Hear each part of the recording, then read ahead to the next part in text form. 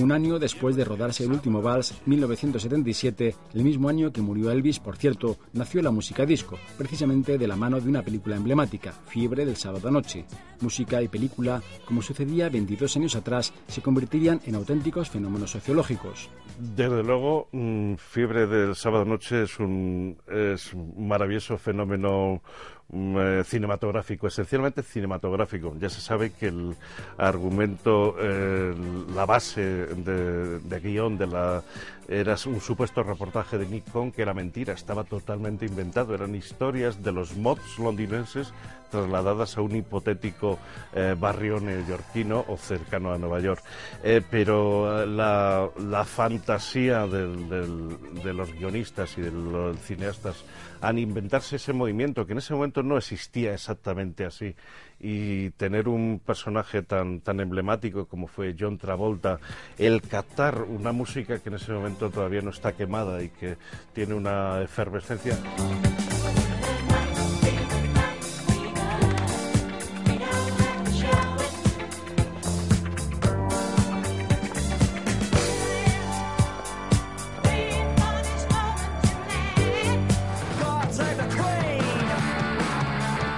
Fue también el año del punk, un movimiento que se ha visto reflejado en el cine más en forma documental que en ficción, con títulos como The Punk Rock Movie, The Fist and the Fury o Punk Attitude, y posteriormente con una heterodoxa y divertida aproximación de Michael Winterbottom a aquellos años en 24 Hours Party People.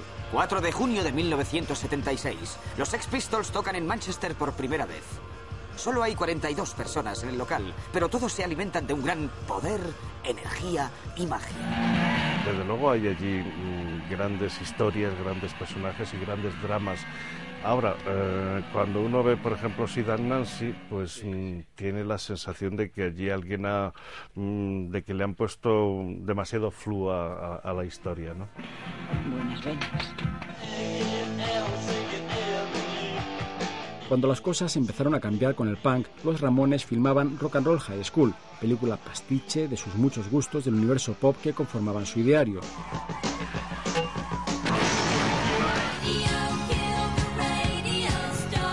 Hubo un momento cuando el vídeo mató a la estrella de la radio en que cine y videoclip empezaron a confundirse. Solo así se entiende un cortometraje como Thriller, dirigido por John Landis, o la posterior Moonwalker.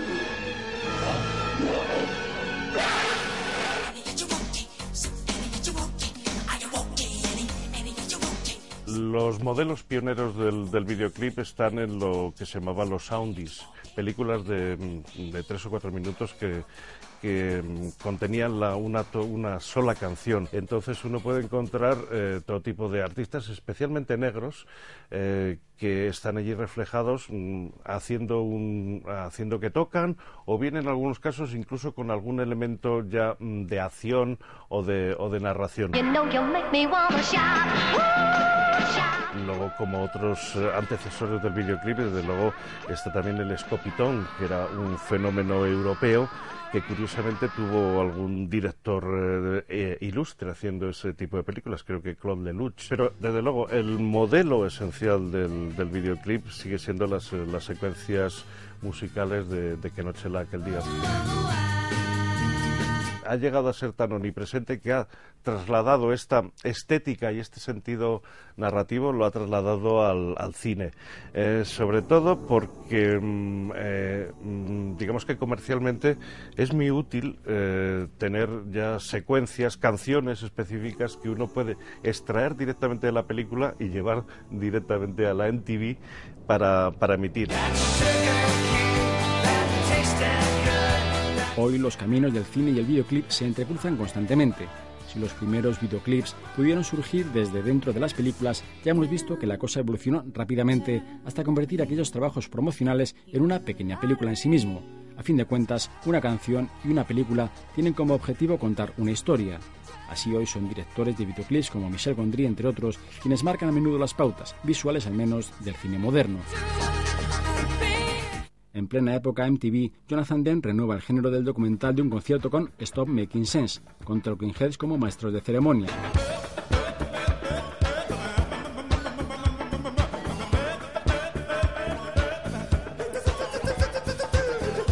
en determinados casos, en determinadas ciudades y en determinados momentos históricos hay como una coincidencia en la cual los músicos están muy cerca de la gente del cine.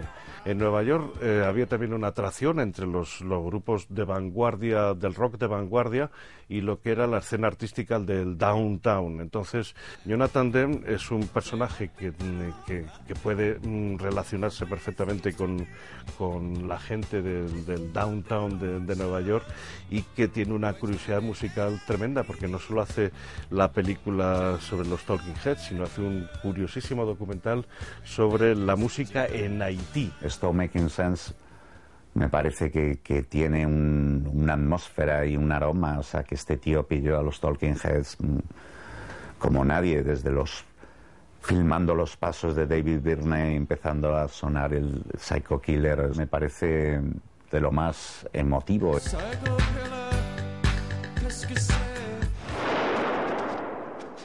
Ha habido películas que han inspirado canciones, unas cuantas, y canciones que han inspirado películas, como Calles de Fuego, pero también Indian Runner de Sean Penn, y basada igualmente en una canción de Bruce Springsteen, un artista, por cierto, cuya sombra sobre el cine es alargada. Mira, les deseas suerte, te despides para siempre de tus 5 principales y luego sigues tu camino. Gracias, boss. Con el tiempo, el rock se ha convertido casi en un género en sí mismo, que ha evolucionado al ritmo de videoclip primero y al de un formato como es el DVD después. Hoy no hay artista que se precie que no edite su documental, de concierto, de gira o personal, aunque sigue habiendo grandes diferencias entre trabajo de Aliño y las grandes referencias.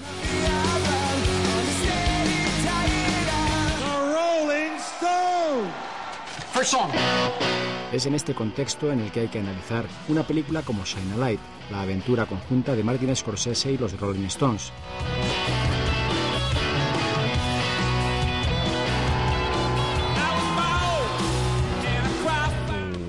Este no es mi Scorsese, el Scorsese de Malas Calles, donde basta con que salga Robert De Niro y está sonando el Jumpy Jack Flash para que entiendas que este chico es una bomba a punto de explotar.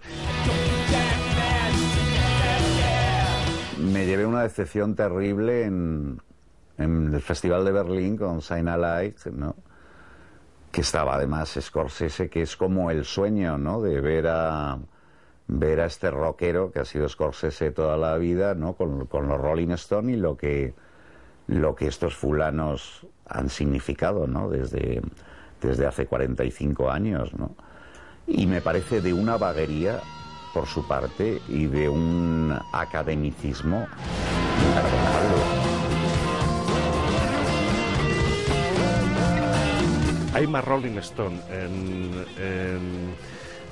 Goodfellas o en Mean Streets que no en Shine a Light, a pesar de que en Shine a Light estén constantemente ellos en cámara.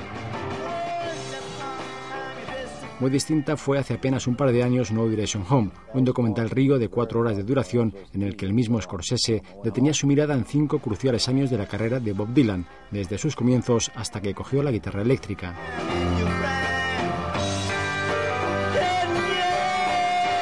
Los documentales río como el No Direction Home son muy atractivos, aunque yo me falta un elemento. Ese es un documental teledirigido. Es decir, Scorsese llega cuando están grabadas ya la entrevista y puede añadir, yo creo, de todas formas ser muy respetuoso, pero no puede sumar una visión disidente.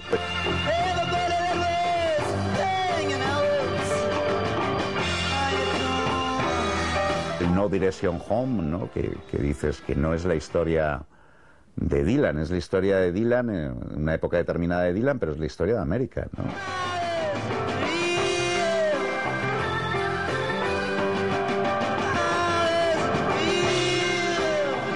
Ves todo el cine de Scorsese, ves las bandas sonoras y dices, es rock y es jazz por todos los lados, ¿no? Tras las huellas de Scorsese, nombres como Julian Temple, con su sentido y revelador documental sobre Joe Strummer, o el mismísimo Peter Bogdanovich, que sigue el camino señalado por No Direction Home en Running Down a Dream, documental también de 4 horas sobre la carrera de Tom Petty y los Heartbreakers. los que ahora están están dominando Hollywood, no solo en los platós, sino en los despachos y tal, son generación del rock. Entonces, para ellos es totalmente normal que las películas reflejen esa cultura con la que ellos han vivido. Todo eso, pero también mucho más, porque, como nos cantaba Neil Young hace ya unos años, el rock and roll está aquí para quedarse.